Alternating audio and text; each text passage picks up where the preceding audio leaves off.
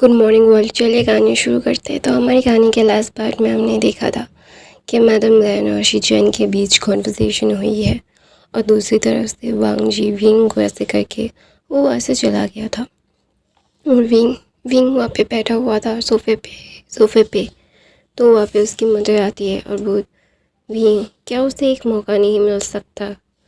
तो वहाँ पे ना विंग अपनी मदर की तरफ देख के बोलता है, मैं कितनी बार मौका दूँ मॉम, बताइए ना। मेरी शादी के 2 सेकंड के बाद से ही उन्होंने मुझे ऐसे ट्रीट किया है कि मैं एक थिंग हूँ जो यहाँ पे बैठने बोलो तो वहाँ, वहाँ बैठने बोलो तो वहाँ बैठ जाऊँ। वो जब चाहे जैसे चाहे मुझे यूज़ कर सकते हैं, लेकिन मैं अपनी इमोशंस को नहीं दिखा सकता। अगर मुझे गुस्सा आ रहा है तो मैं गुस्सा नहीं दिखा सकता। अगर मुझे मुझे रोना आ रहा है तो मैं रो नहीं सकता। मैं हंसना चाहूँ तो हंस नहीं सकती। क्यों माँ, क्यों? मैं कोई थिंग नहीं हूँ जो मुझे ऐसे वो ट्रीट करेंगे। मुझे नहीं रहना है उनके साथ, मुझे कोई थिंग नहीं बनना। मुझे ये सारी चीज़ें बहुत तकलीफ़ देती है मदर, बहुत तकलीफ़। अपनी तकलीफ़ों को मैं किसे बताऊँ? अगर आपको बताने जाऊँ तो आप बोलती है कि एडजस्ट कर लो, वो बहुत अमीर है, उनके साथ हम नहीं लड़ सकते। मदर इसकी वजह कि मैं अपनी ज़िंदगी इतनी दुख भरी ज़िंदगी बताऊँ। मुझे पता है कि मैं आप लोगों के लिए ज़्यादा मायने नहीं रखता शायद। तो वहाँ पे मैडम यू विंग हाथ पकड़ लेती और बोलती, विंग ऐसी बात नहीं है। तो वहाँ पे ना विंग बोलता है, तो कैसी बात है मदर? मेरी हर एक चीज़ को आपने नकारा है, हर एक चीज़ को। मैंने कभी भी नहीं कहा आपसे कि मुझे मुझे ये ला के दीजिए, मुझे वो ला के दीजिए। लेकिन आपने आपने अपनी अपने थिंकिंग से मुझे ऐसे इंसान के साथ बांध दिया जो मुझे प्यार नहीं करता, जो मेरी रिस्पेक्ट नहीं करता, जो इसे मेरी खुशियाँ मायने नहीं रखती। उसे अपने डिसिप्लिन्स मायने रखते हैं सबसे ज़्यादा। जब चाहे गुस्सा आए तो घर से बाहर कर दिया, कमरे से बाहर कर दिया, सज़ा दे दी, थप्पड़ मार लिया। हाँ, थप्पड़ से ज़्यादा आज तक उन्होंने मेरा हाथ कभी नहीं किया और हाथ नहीं उठाया। सिर्फ हाथ ही, एक थप्पड़, उसके बाद और कुछ भी नहीं। क्या ये थप्पड़ भी मैं डिज़र्व करता हूँ? तो वहाँ पे मैडम यू ना कुछ भी नहीं बोलती, क्योंकि उन्हें पता है कि उनके बेटा अभी जो बोल रहा है वो सही है। वो ये सारी चीज़ें डिज़र्व नहीं करता। वो जानता है कि उसके बेटे के लिए उन्होंने सही इंसान नहीं चुना है। हर बार उन्होंने हर चीज़ के लिए अपने बेटे को वो सिर्फ बोला है कि एडजस्ट कर लो, एडजस्ट कर लो, एडजस्ट कर लो। एडजस्ट करना ही सब कुछ नहीं होता है। हर एक चीज़ को बहुत ही क्लियरली, हर एक चीज़ को एक कंफर्टेबली चीज़ करनी पड़ती है। कोई कितना भी बोल ले कि मैं वैसा हूँ, मैं अच्छा हूँ, मेरे पास पैसे हैं, लेकिन लाइफ पार्टनर को खुश रखना इतना आसान भी नहीं है और इतना मुश्किल भी नहीं है। लाइफ पार्टनर सिर्फ अपने साथ चाहते हैं, एक खुशहाल फैमिली चाहते हैं। लेकिन अगर वो लाइफ पार्टनर ही आपको आपको टॉर्चर करे, मेरी ससुराल में कोई मुझे कुछ नहीं कहता, या तक कि मेरी सास भी मुझे कुछ नहीं कहती है। हाँ, वो अपने बेटे से प्यार करती है जैसे आप मुझसे करते हो, वैसे ही वो अपने बेटे के प्यार में अंधी है। अपने बेटे का साइड लेना उनका उनका हक है। अगर वो उनका बेटा है, वो उसका ही साइड लेंगी। लेकिन क्या मैं ये डिज़र्व करता हूँ? मुझे मुझे ये डिज़र्व होना अच्छा लगता है? नहीं, मैं ये डिज़र्व नहीं करता। मुझे पता है कि मैंने कितनी सफ़र किया है। आपको बताने से क्या फ़ायदा? आपको सब पता है, आपको सब बताता हूँ मैं। लेकिन आपने हमेशा बोला कि एडजस्ट कर लो, एडजस्ट कर लो। एडजस्ट किया मैंने, और क्या करूँ? अभी अभी मरने की कगार पे आ गया हूँ मैं। पता नहीं क्यों मैं प्रे करना चाहता हूँ कि मैं मर जाऊँ, मेरा बच्चा भी मर जाए, तो आप लोगों के ज़िंदगी से एक बोझ कम हो जाएगा, मेरा बोझ। ऐसा बोल के विंग अपने बेबी बम को पकड़ के उठता है और अपने कमरे में तक जाने लगता है। और वहाँ पे मैडम यू अपना सर नीचे करने लगती है, क्योंकि उन्हें पता है कि उन्होंने अपने बेटे के लिए क्या किया है। हर बार उनके बेटे को उन्होंने बहुत ही ज़्यादा ही क्या बोलते हैं हर्ट किया है। हर बार अपने बेटे की वजह अपने दामाद का साइड लिया है उन्होंने। जब भी कुछ होता तब भी दोनों वहाँ पे मैडम यू बैठी हुई थी तो विंग अपने रूम में जाता है। उसे पता नहीं क्यों ऐसा लग रहा है कि वो हार चुका है। अभी इस दुनिया में ना उसे कुछ भी नहीं चाहिए। वो एक गहरी सी सांस लेके एक खूबसूरत सा मतलब एक नींद लेना चाहता है, जिसे वो कभी भी लिटरली कभी भी वो सारी चीज़ें नहीं करना चाहता। वो जानता है कि ये सारी चीज़ें वो नहीं कर सकता, खुद को मार नहीं सकता। उसके अंदर एक नहीं दो जानें हैं पल रही है। तो अभी वो क्या करे। उसे ऐसा लग रहा है कि उसकी ज़िंदगी का वो ख़तरनाक वो काला साया, वो काला धब्बा है अपनी ज़िंदगी में। तो ना वो एक गहरी सी सांस लेता है और अपने बेबी बम को सहला के बोलता है, अगर तुम लोग नहीं होते ना शायद अभी मैं मर जाता। शायद मुझे इस दुनिया में रहना डिज़र्व नहीं करता। मैं अच्छा नहीं हूँ, शायद कोई मुझे डिज़र्व नहीं करता। मैं किसी को डिज़र्व नहीं करता। शायद मैं सब लोगों के लिए बर्डन हूँ। ऐसा बोल के विंग अपने बेबी बम की तरफ देखता है और बोलता है, मैं नहीं चाहता कि आप भी बर्डन बन जाओ।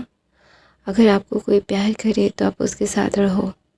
अगर आपको कोई नहीं चाहता तो आप किसी के साथ मत रहो बेबी। मैं चाह कर भी ये सारी चीज़ें आपको बता नहीं पा रहा हूँ। मुझे ये सारी चीज़ें बहुत तकलीफ़ दे रही है। मेरी तकलीफ़ें बढ़ रही है। मैं अपनी तकलीफ़ों को किसी के साथ शेयर नहीं कर पा रहा हूँ। बहुत तकलीफ़ हो रही है मुझे। मैं ये जान के भी अनजान बन रहा हूँ कि मुझे ये सारी चीज़ें कैसे हर्ट कर सकती है। ऐसा बोल के विंग अपनी आंखें बंद कर लेता है और दूसरी तरफ से वांग जी अपने अपने ऑफिस में बैठा हुआ था। उसे पता नहीं क्यों उसे बहुत तकलीफ़ हो रही थी। उसे समझ नहीं आ रहा था कि अभी अभी उसे ये फीलिंग क्यों हो रही है। ऐसा लग रहा है कि विंग उससे दूर जा रहा है जो वो नहीं चाहता है उससे दूर जाए। विंग से वो प्यार करता है, जो भी नहीं पता, उसकी फीलिंग्स उसे नहीं पता और ना वो पता करना चाहता है उसकी फीलिंग्स। वो सिर्फ इतना जानता है कि उसे ये सारी चीज़ों से दूर रहना है। वो जानता है कि ये सारी चीज़ें गलत है। वो जो सोच रहा है वो नहीं हो सकता। विंग उसे छोड़ के नहीं जा सकता। वो विंग को वो इजाज़त ही नहीं देता। गुस्से में अपने हाथ को बेच के ना वो अपनी कार की चाबी को लेके मतलब वो वहाँ से जा रहा था। उसे पता नहीं क्यों अनकंफर्टेबल फील हो रहा था। तो वो भाग के जियांग हाउस निकल जाता है। जियांग हाउस निकलने के बाद वो ना डोरबेल रिंग करता है। कोई डोरबेल खोल नहीं रहा था तो ना वो मतलब पैनिक हो जाता है। तो 2 मिनट के बाद एक सर्वेंट जो आता है, जो नॉर्मली एक सर्वेंट ही था जियांग्स के पास, वो आता है और दरवाज़ा खोलता है और बोलता है धमाद जी। तो ना वहाँ पे वांग जी कुछ भी नहीं बोलता। वो भाग के विंग के कमरे की तरफ जाता है। तो वहाँ पे ना मैडम यू कन्फ्यूजली देख रही थी। उन्हें पता है कि ये इंसान आज नहीं आने वाला था, ये इंसान कभी भी ऐसे नहीं आता। तो भाग के ना वांग जी के पीछे पीछे ही विंग के कमरे में जाती है कि कोई कॉफ़ी चाहिए या नहीं चाहिए, ये सारी चीज़ें जानने के लिए। तो ना वहाँ पे वांग जी आराम से विंग का दरवाज़ा खोलता है। तो ना विंग वहाँ पे लेटा हुआ था आराम से। ऐसा लग रहा था कि विंग सो रहा है। तो ना वहाँ पे वांग जी विंग के पास जाता है और वो ना विंग को अपनी बाहों में ले लेता है। पता नहीं क्यों उसे ऐसा लग रहा था कि विंग उसके हाथ से जा रहा है, जो वो बिल्कुल भी सहन नहीं कर सकता। तो इसीलिए वो ना विंग को अपनी गोद में ले लेता है।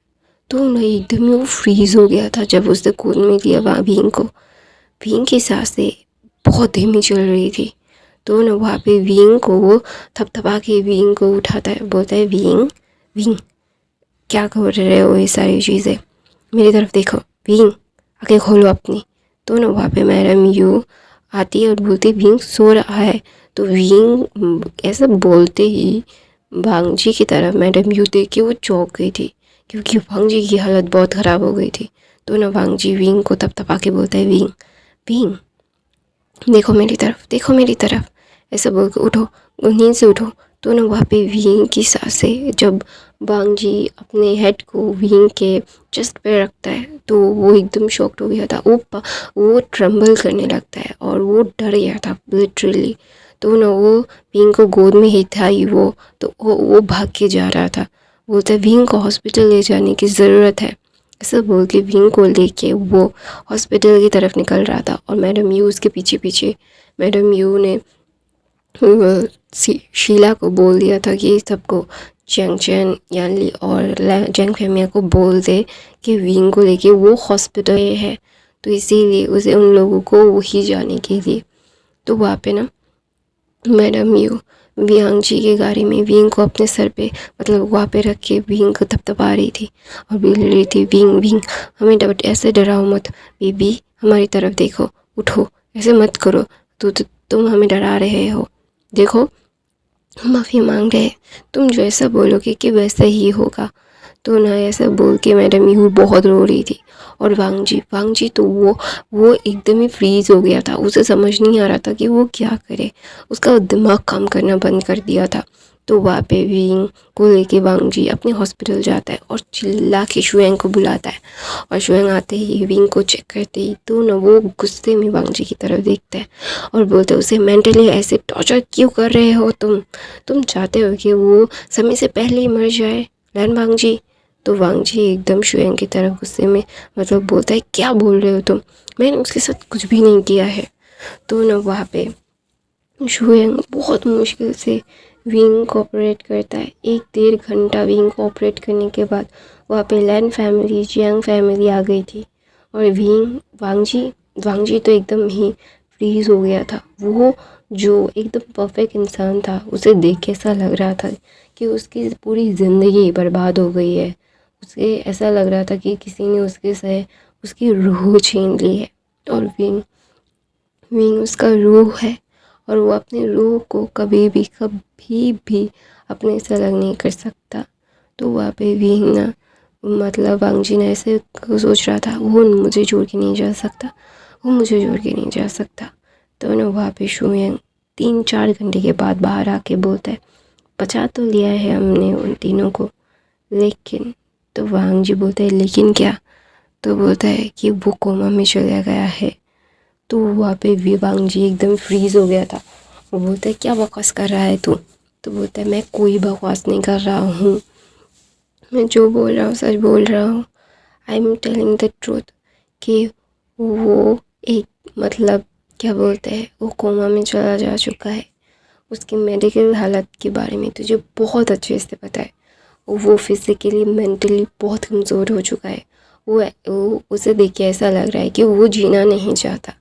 तो वहाँ पे वांग जी जब ये सुनता है ना तो वो एकदम फ्रीज हो गया था। उसे समझ नहीं आ रहा था कि अभी वो कैसे इन सारी चीज़ों को कैसे हैंडल करे। वो जानता है कि विंग को वो उसने बहुत हर्ट किया है। हर्ट करने से इसका मतलब ये थोड़ी ना है कि विंग उसे छोड़ के चला जाए। हाँ वो बोलता नहीं है कि वो विंग से प्यार करता है, लेकिन वो विंग के बगैर रह नहीं सकता। वांग जी ना अपने सर को पकड़ लेता और वो ना वहीं पे लेट मतलब बैठ जाता है और अपने सर को खींच रहा था, बालों को बोल रहा था नहीं मैं उन लोगों को खो नहीं सकता, वो मेरी दुनिया है, मैं उस मेरी दुनिया कैसे उजड़ते हुए नहीं देख सकता, आई कान डू दैट, मैं ऐसा नहीं कर सकता।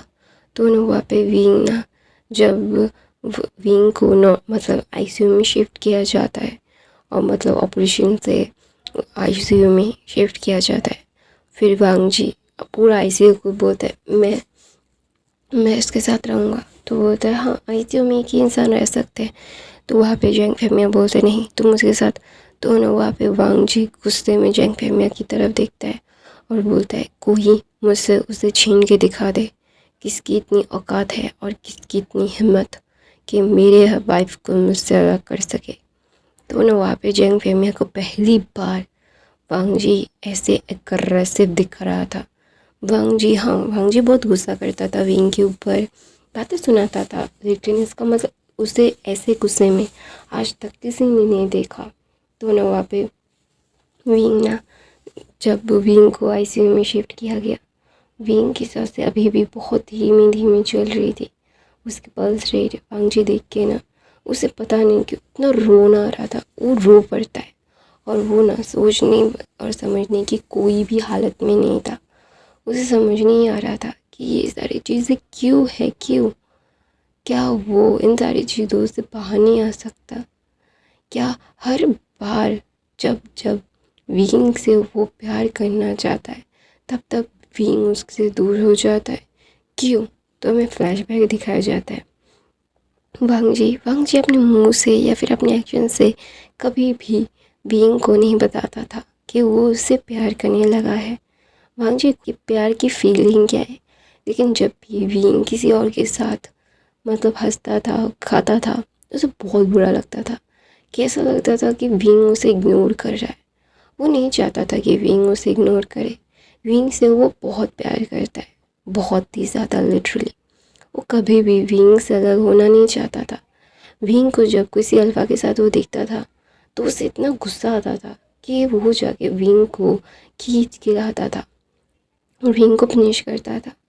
पता नहीं क्यों विंग को पनिश करने के बाद वांगजी भी टूट जाता था। वांगजी इस फीलिंग्स को नहीं जानता कि ये फीलिंग क्या है। वो समझ नहीं पा रहा है कि वो ऐसे फीलिंग्स को कैसे कैसे समझाए, कैसे कैसे मनाए। हर एक चीज़ को वो जानता है कि ये सारी चीज़ें गलत है, विंग के ऊपर हाथ उठाना गलत है, उसे ऐसा नहीं करना चाहिए। लेकिन वांगजी वांगजी अपने गुस्से को कभी कंट्रोल नहीं कर पाता था कि जब भी वो किसी और के साथ विंग को देखता था तो वो अपना आपा खो देता था। उसे ऐसा लगता था कि विंग विंग उसे बिट्रे कर रहा है, उसे छोड़ के चला जाएगा। उसे हमेशा से ऐसा डर लगता था क्योंकि वांगजी नॉर्मल इंसान नहीं है। वो खुद भी जानता है वो एबनॉर्मल है। उसके साथ रहना किसी के लिए भी आसान बात नहीं है, इतना आसान नहीं है वांगजी और विंग के साथ वांगजी के साथ रहना। और वांगजी ये बहुत ही अच्छे से जानता है। तो इसीलिए ना जब भी विंग विंग को वो किसी और के साथ देखता तो विंग को वो बहुत पनिश करने की कोशिश करता। इसीलिए ना जब भी विंग इन सारी चीज़ों को करता और उसे पनिश करता तो वांगजी भी पता नहीं क्यों उसे ऐसा फील होता था कि वो खुद को भी हर्ट करे, और वो करता भी था। और विंग को वो हमेशा से प्यार करना चाहता था। और जब भी विंग को वो प्यार करता था तो विंग की एक बात हमेशा विंग बोलता था कि आप मुझ पे तरस मत खाइए। ये सुन के वांगजी को बहुत गुस्सा आता था कि वो तरस क्यों खाएगा वांगजी विंग के ऊपर। वो उसका पार्टनर है, लाइफ पार्टनर है। लाइफ पार्टनर कभी किसी दूसरे लाइफ पार्टनर के ऊपर तरस क्यों खाएंगे? वो दोनों एक दूसरे के लिए बने होते हैं। दो जिस्म एक जान होते हैं वो लोग। वांगजी ने इसीलिए विंग के ऊपर बहुत गुस्सा करता था। उसे समझ नहीं आता था कि ये सारी चीज़ें करके विंग क्या साबित करना चाहता है। तो वांगजी ना विंग को हमेशा से इसके लिए ना मतलब उसके साथ वो बहुत ही ज़्यादा ही अननोइंग फीलिंग होता था, उसको बहुत ही ज़्यादा अनकम्फर्टेबल फील होता था। तो इसीलिए विंग ना जब ये सारी चीज़ें बोलता और विंग के साथ वांगजी बहुत रूडली बात करता था, बहुत रूडली। तो वहाँ पे वांगजी ना विंग की तरफ देख के बोलता है, हमेशा से जब जब मैंने अपनी इमोशंस को लेके सोचा है तुमने हमेशा से मुझे गुस्सा दिलाया है। लेकिन इस बार मैं क्लियर हूँ, मैं तुमसे प्यार करता हूँ। आई लव यू। मैं तुम्हारे बगैर नहीं रह सकता। तुम मेरे हो और मेरे ही रहोगे। तुम्हें कभी भी मैं अपने से अलग नहीं कर सकता। ई लान वांगजी, तुम्हारे बगैर कुछ नहीं है बीइंग। लैंड बीइंग, प्लीज़ हमारे बच्चों के बारे में सोचो, मेरे बारे में सोचो। अगर तुम मुझसे गुस्सा हो, मेरे बारे में नहीं सोचना चाहते तो मत सोचो ना, लेकिन हमारे बच्चों के बारे में ही सोचो। वो तुम्हारे अंदर है, हमारा अंश है तुम्हारे अंदर। एक क्रिएशन हो रही है तुम्हारे अंदर। प्लीज़ विंग, प्लीज़ मेरी तरफ एक एक रिक्वेस्ट है, एक दया कर लो मेरे पर, मुझे छोड़ के मत जाओ। ऐसा बोल के वांगजी विंग को मतलब बहुत ही टाइटली हग कर मतलब हाथ पकड़ लेता है और बोलता है, प्लीज़ मुझे छोड़ के मत जाओ, मैं पागल हो जाऊँगा। मैं नहीं जानता कि मैं तुम्हें कैसे कैसे बताऊँ कि तुमसे पागलों की तरह प्यार करता हूँ। मैं तुम्हें हमेशा मेरे पास रखना चाहता हूँ। I want to stay with you, I can't live without you, I love you, ऐसा बोल के विंग वांगजी की तरफ देखता है। और वांगजी की तरफ देख के मतलब वांगजी विंग की तरफ देखता है। और ना वांगजी विंग के मतलब हाथों पे लिप पे किस कर रहा था। और विंग अभी 2 हफ्तों से कोमा में है और विंग का हर एक चीज़ का ध्यान, विंग को क्लीन करना या फिर हो क्या जो भी हो, वांगजी कर रहा है। वांगजी 2 हफ्तों से ना घर गया है ना कहीं और गया है। Jiang family and family wing को देखने के लिए आते थे, लेकिन वांगजी तो उससे 10 से मस नहीं हुआ। तो जियांग चैन जब ये दिखता है, वांगजी का ऐसा रूप दिखता है, तो उसे ना बहुत अच्छा लगता है कि हाँ ये इंसान अच्छा है, उसके भाई के लिए परवाह करता है। पूरे 2 हफ्तों से वो देख रहा है उसके भाई के साइड से, वो एक पल के लिए भी, लिटरली एक पल के लिए भी कहीं और नहीं गया है। तो ना वहाँ पे वांगजी ना विंग को फोरहेड पे किस करता, विंग से बातें करता। डाओ शुआंग ने बोला था कि विंग उसकी हर बात सुन रहा है। तो ना एक दिन वांगजी विंग की तरफ देखता है और रोने लगता है रात को और बोलता है, तुम अगर नहीं उठे ना विंग, तो आई एम श्योर अगर मैं तुम्हें और हमारे बेबीज को कुछ भी हुआ ना, आई किल माई सेल्फ। और मैं ये नेम सिर्फ बोलने के लिए नहीं बोल रहा हूँ, तुम्हें पता है मैं झूठ नहीं बोलता, मैं ये मीन करता हूँ। अगर तुम्हें या फिर हमारे बच्चों को कुछ भी हुआ ना, तो आई स्वेयर मैं खुद को भी मार दूँगा। मैं तुमसे प्यार करता हूँ बाबे, वो मेरी तरफ उठो ना, मेरी तरफ देखो, मुझसे लड़ाई करो, मुझे ताना दो, मुझे मारो, तुम जो चाहे वो कर सकते हो। हमारे पूरे कमरे को तुम इधर से उधर कर सकते हो, तुम्हें जो खाना होगा तुम मुझे बताना, या फिर सर्वेंट्स को जिसे चाहे तुम मुझसे मिल सकते हो, तुम्हें मैं हर एक चीज़ दूंगा। बुबू प्लीज़ मुझसे दूर मत जाओ, मैं पागल हो जाऊंगा, तुम्हें ऐसे देख के मैं पागल हो जा रहा हूँ। मैं जिंदा नहीं रह सकता तुम्हारे बगैर। आई love you, I can't live without you, please don't stay away for me. मैं अपनी सांसों को अगर तुम्हारी सांसें रुकी ना विंग, तो आई किल माई सेल्फ। ऐसा बोल के वांगजी फूट के रो रहा था। उसे समझ नहीं आ रहा था कि अभी वो क्या फील कर रहा है। उसे विंग को ऐसे देखने में इतना मतलब तकलीफ हो रहा था, वो ये कभी भी जस्टिफाई नहीं कर पाएगा, इसे एक्सप्रेस नहीं कर पाएगा कि विंग से वो कितना प्यार करने लगा है। विंग उसकी सांसें और विंग को वो अपने से अलग कभी नहीं करेगा। विंग अपने लिए कुछ भी नहीं, वांगजी अपने लिए कुछ भी नहीं चाहता, और अभी सिर्फ वांगजी चाहता है विंग और उसके बेबीज सही सलामत उसके पास वापस आ जाए। और वो हमेशा से ये सारी चीज़ें अपने बेबीज़ के साथ, अपने ओमेगा के साथ रहना चाहता है। वो अपने ओमेगा से दूर नहीं जाना चाहता, वो पागल हो जाएगा। वो अपने ओमेगा को बहुत बहुत बहुत प्यार करता है, उसका ओमेगा उसके लिए पूरी दुनिया है।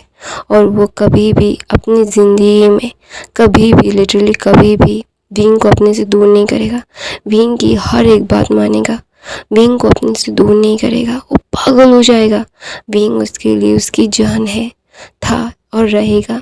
और उसकी बेबीज उससे वो तो मतलब पागलों की तरह प्यार करता है, उसका अंश है विंग के अंदर, तो विंग उससे प्यार करता है, विंग उसका है और उसका ही रहेगा, विंग को वो अपने पास ही रख के रहेगा।